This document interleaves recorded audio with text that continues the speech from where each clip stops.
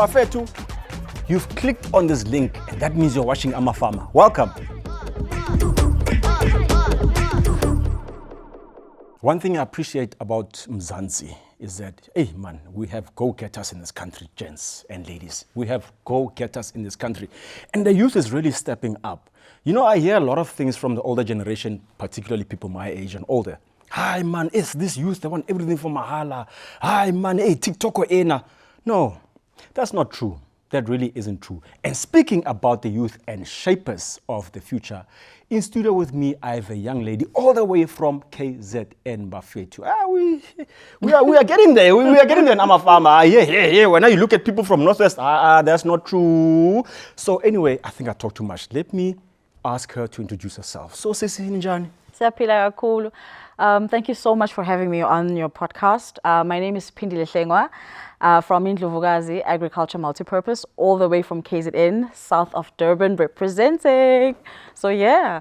Mina, I like the name, Ndlovukazi. Of course. Yeah, Ndlovukazi. You must understand. Yeah, why the name? Why Ndlovukazi? Well, I got the name because I was so motivated to put something that I believe is a part of our heritage, hence Ndlovukazi. And also, I had my mum in my mind when I thought of the perfect name. So Ndlovukazi came to mind.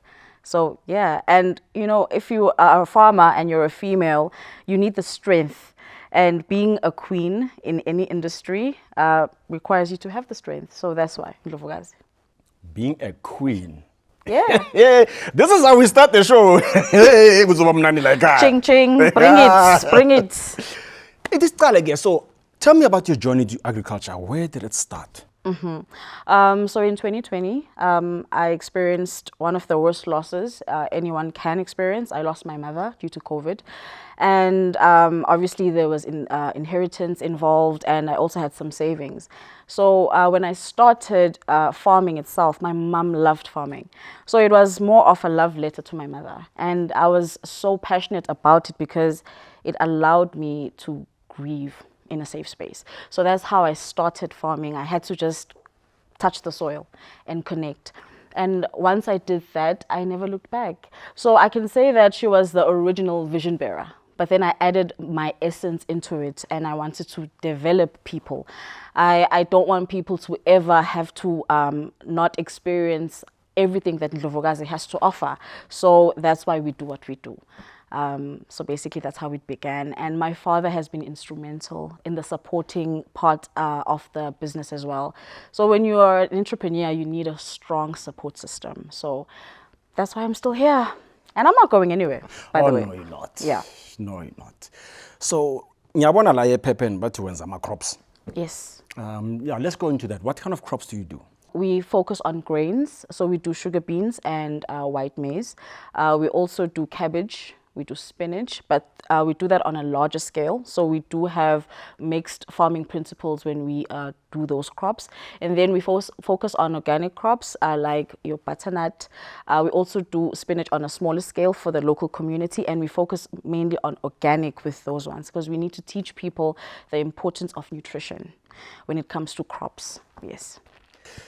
So, it sounds like you have your hands full there. The production planning is quite extensive because you're juggling organic, you're juggling a little bit of inorganic, and you're also juggling markets. Yeah? So when you're a farmer, you have to get into the business side of things as well. You are a juggler. Let me tell you, you're doing this, you're doing that. So it's quite extensive, but you need to forecast effectively. Because if you don't forecast and if you don't have good timing, then your whole production plan won't be implemented well. Speaking of timing, Mina, it is on the white maize. Why particularly white maize?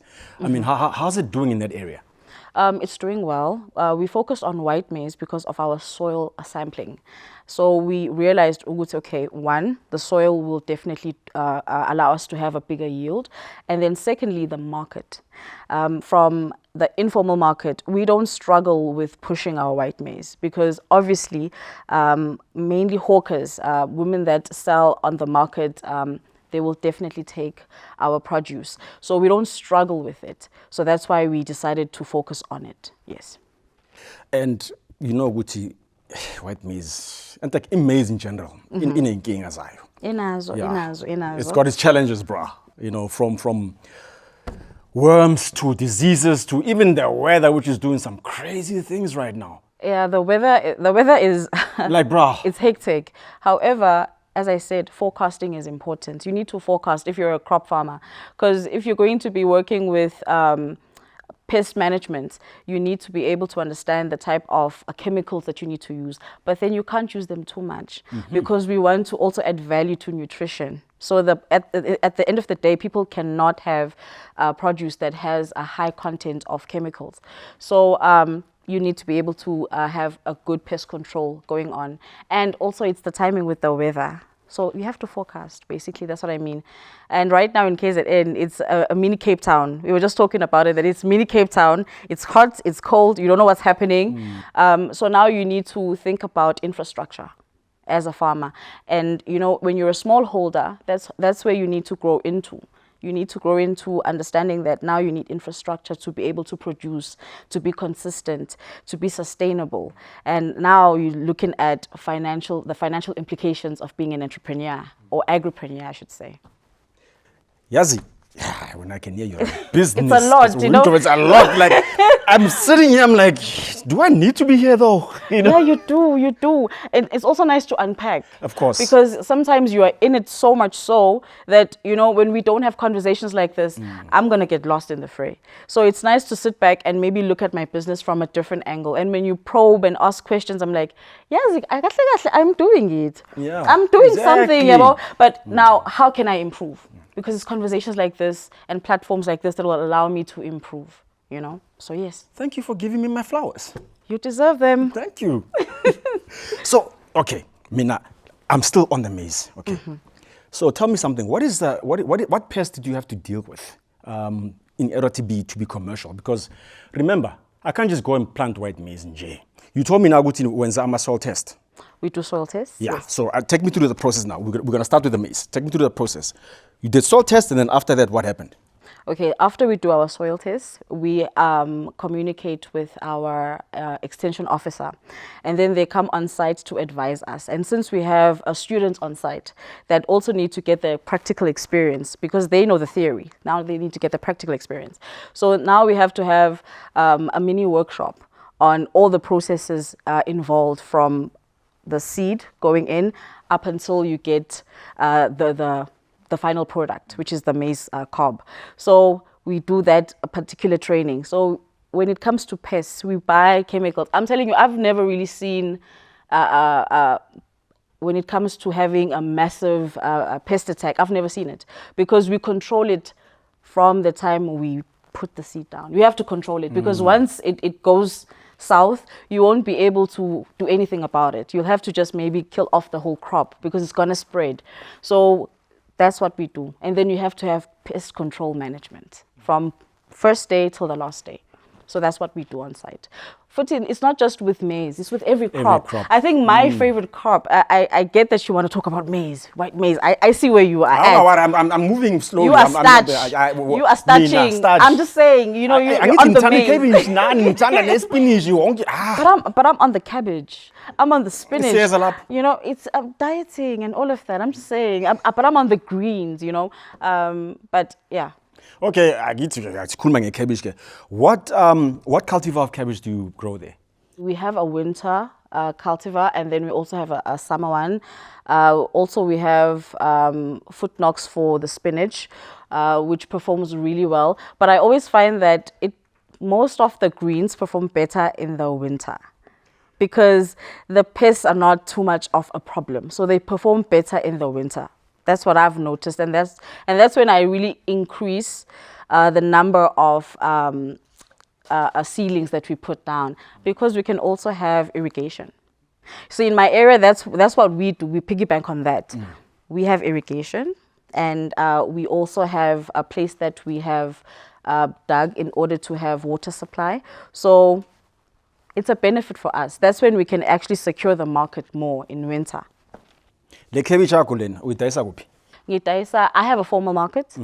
We take it to Spa. We have a good relationship with Boxer in Ispingo, and then we also take it to the Durban Fresh Produce. I mean, when we know we have produced a lot, we don't struggle with the formal. And then when we also produce for the local, because we also want people to be knowledgeable about Ndlovukazi. We want to push the brand of Ndlovukazi. So we sell it to our locals. We have women that come in the morning. They assist us with taking some of the stock. We take our cabbage to Imlazi. We have a couple of tuck shop owners that we sell our cabbage to. We're just trying to secure both the formal and the informal. Mainly because with the informal, you can tell people about your brand. You can talk to them, you can engage them, and then they can know where you are. And at the end of the day, you can sell it for a bit more, you know. But with the formal, you have a fixed price because it's the relationship that you've created. So that's what we focus on. Yeah. Let me take a sip of water. Yeah, please take a sip of water. Because I have been talking. We've been, no, but fair, we must talk. We must talk. I mean, that's why you're here. I mean, like me sitting here and listening to you, I'm thinking, yo, I have a lot to learn still, hey? I think with farmers, okay, I'm going to say it from my own experience. Yeah, sure. When I started farming and I was motivated to farm, I realized that I understood business. I understood how one must come up with another one so that I can get a two. But when you get into farming, it's poetry. You have to understand so many different moving parts. And I've learned to respect the local women in my area because when it comes to traditional knowledge, they're very good with knowing how to implement things in a certain way in order for you maybe not to even use too much chemicals. Like, for example, with manure, how to create manure that is diluted. You know, you will buy it, but they will teach you how to do it because they learned from their mothers and their grandmothers. So we work a lot with women in the local. Not only is it increasing the local GDP, but it's also a way for us to learn. And the students that we have through our skills development initiative, they're getting so much more than just being on site. They are learning from women who have been farmers forever, and they're also learning from us because we know a bit of business. So it's a mesh between two worlds, basically. So that's what I learned personally. That's my experience. Yes, the name Ndlovukazi is fitting in this case. Why? You involve the community. Yes. Number one. You didn't just start the business for you. No. You involve the community. Number two, I'm going to say it in my language. Hawatlogela sekhaeno, which literally means isintu. You applied it on your business. Ubuntu, as we call it. Ubuntu. Do you understand? That's why the name Ndlovukazi, which literally translates to queen, is fitting in this case. And well done to that. Thank you so much. Now, let's talk about, you talk about the informal market. Between the formal and the informal market, which is more suitable for you in terms of making like money now? I mean, the reason we are doing this is because business of money. is about money. Business. So which of these two markets is more lucrative for you? Okay. In terms of pushing quantity, it's the formal market because they will want large quantities and they want you to be consistent. And it will also teach you to be a disciplined entrepreneur. So you'll be able to also sit on tables and negotiate prices and you will grow as an entrepreneur. However, when I look at the informal market, because I've sat down and demarcated my target markets. When I look at my informal, that's my opportunity to push the brand name because I want people to know Ndlovukazi. You see, when we are delivering spinach to Spa, Spa won't know that it's Ndlovukazi per se, or the people who purchase the spinach won't know that it's from us. But when I sell to 10 or 15 different households, they will know ilabantwana laphayana in that small farm. So they are pushing it. We are pushing the brand. In terms of money, definitely the formal market. But in terms of pushing the brand and, we're playing the long game as well. The informal market is really good. But look at it this way. Imagine if you know anything about Umlazi, right? Umlazi is a huge area, right? They have different sections. Right now, we're planning to have at least 2 tuck shops that we supply to in Umlazi. Because, for example, with cabbage, we can push cabbage. If we know that we need to do a production plan just for Umlazi and we produce 1,000 per week, we can push it. And the only thing that we need to do is to make sure that we have these relationships, and that's the informal market. So in a way, in the long run, we can end up making money in the informal. Speaking of relationships, no man is an island. Of course. Yeah. So in order for Ndlovukazi to be Ndlovukazi, Yes. everybody needs help. Everybody needs help, particularly from businesses which are already existing. So tell me your journey about a particular business that you went to and they've assisted you to become Ndlovukazi. Ndlovukazi. In the 4 years that we've been operational, we've had numerous partnerships at different levels and acquired different leg ups, I can say. But the latest experience that we've had with Metropolitan is the fact that let me tell you this before I give Metropolitan their flowers. When you're an entrepreneur, you are facing a whole lot in terms of your mental well-being. It is hard starting something and wanting it to be a legacy for your children, for the future. And it takes a mental toll on you.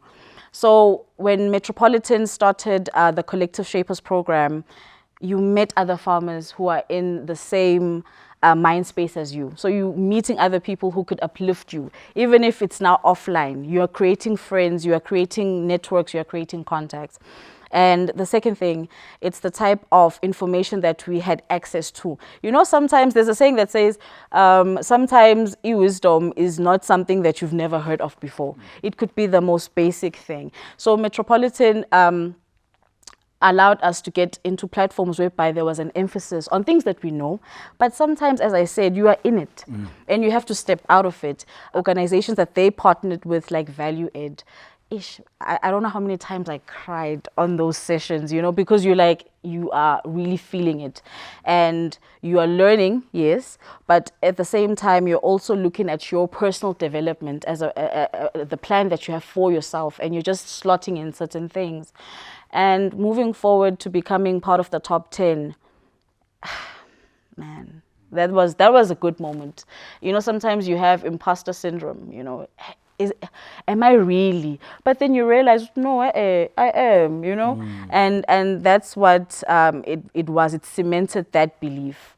And the fact that we are on this podcast today, man, it's Metropolitan. They're taking it one step further. They want us to step out of just East Side and, become a business person, expose yourself, get into marketing, understand this element and that element. So basically, Metropolitan. It sounds like a Metropolitan. Yeah. You are the seed, they are the fertilizer. Of course. And it's a great combination. Now, a community, hopefully they are going to bear the fruits of all of that. You understand? Exactly what I was thinking. Yeah. You said it. You said it. Yeah. So now, by the way, I never asked, how big is your operation? Our operation, we have access to 10 hectares. We started operating on 1 hectare. We demarcated it accordingly, and as I told you before, the production plan that we had. Now we are trying to work on 3 hectares, and we are working on obtaining funding from the government, and those talks are looking amazing. So by the end of the year, we want to work on all of our available land.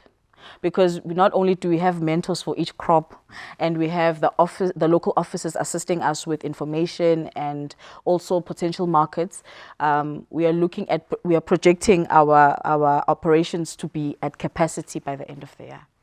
Now, you told me that you work with a lot of ladies in your community, but how has the community been a key role of your business? Like, when I say community, do you understand what I'm saying? Because they're also part of the community. So how has the community actually assisted Ndlovukazi to be Ndlovukazi? And also, how are you all giving back? Perfect question. I love that question. Before I answer it, I want to tell you that I'm really passionate about development. I would be going into detail with what I've studied, but I'm really passionate about people. Okay, so with Ndlovukazi, I carry that essence of my passion into Ndlovukazi. When we started it, even though at this point in time, you know, our CSR is not as robust as we'd love it to be. But we've created, okay, what do we want to see in the community? We want to see skills development, right? So obviously local colleges that have students that are finishing farming management diplomas, we take them on board for practical experience. When it comes to agri-tours, we're inviting high schools. Let's make farming fashionable. We were even featured go Daily News. We want to make farming fashionable to the young people. Then I say older youth, but the younger youth, we want them to be interested in farming. So we want the high schools to bring our students on site so that they can see production. It's not what you think. You're not going to have your hands in the soil one way. You know, there's more to it than that. So it's an agri-tours thing. In the local clinic, every Thursdays, you know what I mean? Because different ailments, different this. That's an opportunity we've taken to go and talk about nutrition.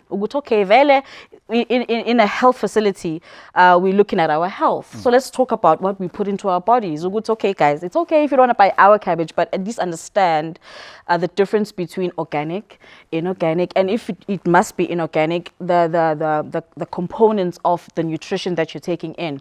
So we do those talks. We also have started, you know, every time you buy seeds or buy seedlings, you will plant them and then some will remain, you know. How about doing this for any farmer, futike? Donate them back into the community, you know. Find one household, teach them about organic, and farm with them. And you see, when we started these programs, it was because we were interested in engaging the community. Remember, you are also doing your analysis. You can't always do analysis on Google.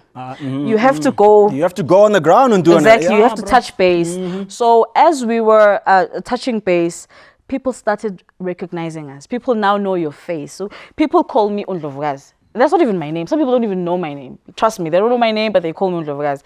Because why? It's the brand it's like I'm now a brand ambassador for Ndlovukazi. And people start trusting you because now you represent more than just vegetables. You represent community love. You represent awareness. You represent information. So people are now awarding you a value.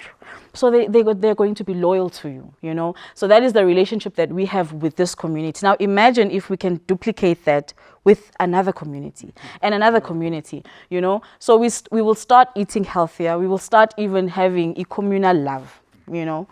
So that's what we've been doing with our community, and we still want to continue and do more. Yes, I'm flabbergasted in English. Big word. I'm flabbergasted. Big words, not today. Guys, I'm flabbergasted. This lady should run for president or something, bruh. Not even. Hey. Not even. And I think that we should be this way. We should be like this.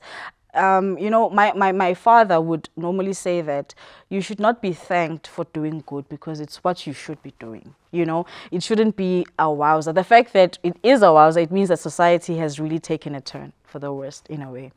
So you should, this is your responsibility. You should, if you want to have children one day, you need to prepare a community that they can at least live in. So you should be doing this. It's part of your personal responsibility as a person. I mean, Gandhi said it, you know, be the change you want to see. Stop saying that, our government against Uguti, what are you doing? Lastly, from your side, what is your dream for the agricultural space in Mzansi? Okay, my dream is currently, it's simple now. And I want to make an example before I say this. I'm sorry, I just love putting context out there. I lived in India for 3 years. That's why I'm saying this. When I got to India, hey, it was raining for 3 months. You understand? I'm telling you, they have a season called monsoon.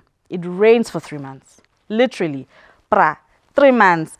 Yeah, it's a culture shock and a weather shock. You are just shocked. I promise you, you are like you get used to it. But there has never been a flood that is massive. Since for 3 years I was there, there's never been a massive flood. So I said to myself, how can we benchmark? You know, as human beings, throughout the centuries, we've been able to adapt. You understand? So if you are a farmer and you are in the farming space, I think that we need to adapt.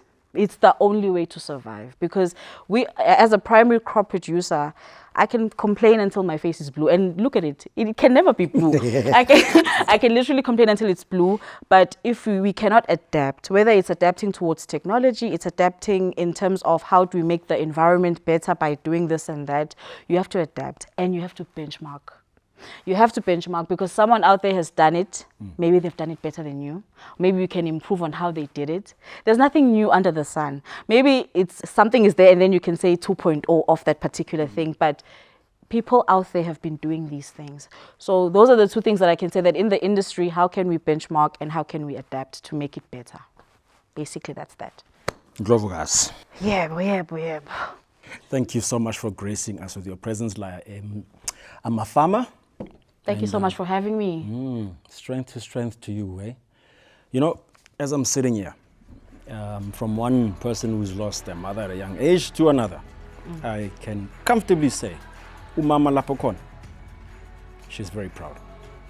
Oh my word. She's very proud. Thank you so much. That means a lot to me. Whew. Yeah, thank you so much. Ndlovukazi. Yeah. Whew. As she said it, do not be thanked for doing good. Just do it.